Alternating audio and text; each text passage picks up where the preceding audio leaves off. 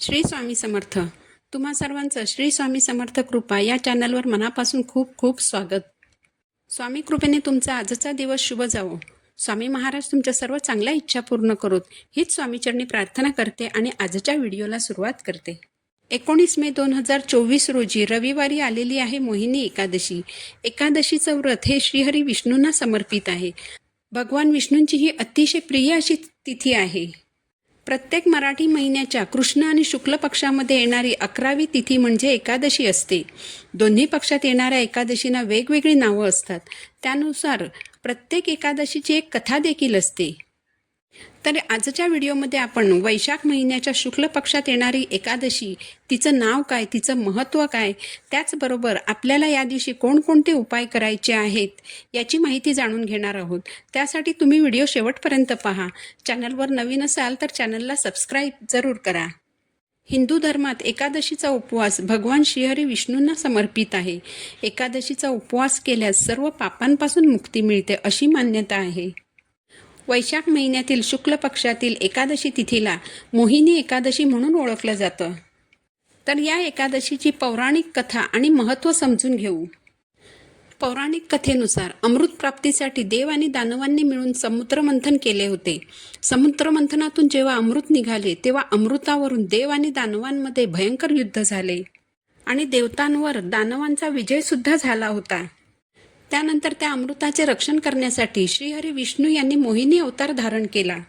विष्णूंच्या मोहिनी रूपाने सर्व राक्षसांना मोहित केले आणि त्यांना भ्रमात अडकवून ठेवून तेथे उपस्थित असलेल्या सर्व देवतांना अमृत प्यायला दिले. यामुळे सर्व देवतांना अमरत्व प्राप्त झाले. भगवान विष्णूंनी ज्या दिवशी मोहिनी रूप धारण केले होते ती एकादशी तिथी होती. तेव्हापासून या एकादशी तिथीला मोहिनी एकादशी म्हणून ओळखले जाऊ लागले. तर मोहिनी हे रूप भगवान विष्णूंच्या सर्व रूपांपैकी एकमेव स्त्री रूप आहे. मोहिनी एकादशीचा उपवास इतर एकादशींप्रमाणेच 24 तास करायचा असतो. हा उपवास सोमवारी सोडायचा आहे. मोहिनी एकादशीच्या दिवशी सकाळी लवकर उठायचं आहे. स्नान करून सूर्याला अर्घ्य द्यायचं आहे.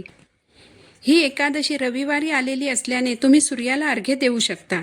रोज सूर्याला अर्घ्य दिल्यामुळे चांगल्या आरोग्याची प्राप्ती होते आणि तुम्ही सूर्यासारखे तेजस्वी बनता असा यामागचा उद्देश आहे. यानंतर घरातील देवांची पूजा करायची आहे.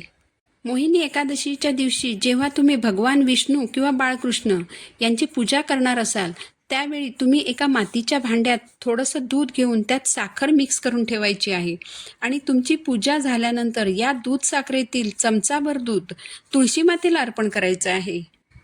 एकादशीच्या दिवशी तुळशीला स्पर्श केला जात नाही, त्यामुळे हे दूध थोडंसं लांबूनच तुळशीच्या मुळाशी अर्पण करायचं. एकादशीच्या दिवशी तुळशीची पानं तोडायची नाहीत. तुम्ही दशमीच्या दिवशी तुळशीची पानं तोडून ठेवू शकता. योगायोगाने मोहिनी एकादशी आणि रविवार एकाच दिवशी आलेले आहेत. या दोन्ही दिवशी तुळशी माता आपल्यासारखंच भगवान विष्णूंसाठी व्रत करते, त्यामुळे तुळशीला पाणी घालायचं नाही. तुमच्यावर जर कोणतंही आर्थिक संकट आलेलं असेल तर ते दूर करण्यासाठी भगवान विष्णूंना शंखाने अभिषेक करा आणि भगवान विष्णू आणि माता लक्ष्मीला खिरीचा नैवेद्य दाखवा. भगवान विष्णूंना तुळशीची पाने मंजिरीसहित अर्पण करा. यानंतर तुळशीच्या माळेने 108 वेळा ओम नमो भगवते वासुदेवाय नमः या मंत्राचा जप करा. यानंतर आपल्या घरातील आर्थिक संकट दूर व्हावं यासाठी भगवान विष्णू आणि माता लक्ष्मी यांना प्रार्थना करायची आहे. या उपायाबरोबरच एकादशीच्या दिवशी संध्याकाळी तुळशीसमोर तुपाचा दिवा लावा आणि तुळशीभोवती 11 प्रदक्षिणा घाला. प्रदक्षिणा घालताना ओम नमो भगवते वासुदेवाय नमः या मंत्राचा जप करा. तुळशीभोवती प्रदक्षिणा घालायला जागा नसेल तर स्वतःभोवती 11 वेळा फिरा. एकादशीच्या दिवशी पिंपळाच्या झाडाला जल अर्पण करून दिवा लावा आणि 11 प्रदक्षिणाही घाला. प्रदक्षिणा घालताना ओम नमो भगवते वासुदेवाय नमः या मंत्राचा जप करा. या उपायानेही तुमच्यावरील आर्थिक संकट दूर होण्यास मदत होईल. तुम्हाला जर कोणताही त्रास असेल अथवा कोणतंही दुःख असेल तर त्यातून मुक्त होण्यासाठी एकादशीच्या दिवशी श्रीमद भागवतचं पठण करा. यामुळे सर्व प्रकारची दुःख दूर होतात. एकादशी व्रताच्या दिवशी मांस किंवा मद्यसेवन करू नये. असे केल्याने देवाचा कोप होतो आणि व्यक्तीच्या जीवनात अनेक समस्या निर्माण होतात. एखाद्या व्यक्तीच्या कष्टाला जर नशिबाची साथ मिळत नसेल त्यांनी भगवान विष्णू आणि माता लक्ष्मी यांच्या एकत्रित फोटोची पूजा करावी. त्याचबरोबर दक्षिणावर्ती शंखाचीही पूजा करावी.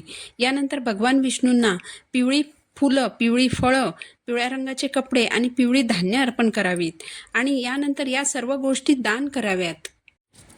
यामुळे भगवान विष्णू आणि माता लक्ष्मी प्रसन्न होतात आणि त्या व्यक्तीचं भाग्य उजळतं आणि हळूहळू त्याची सर्व कामं पूर्ण होतात.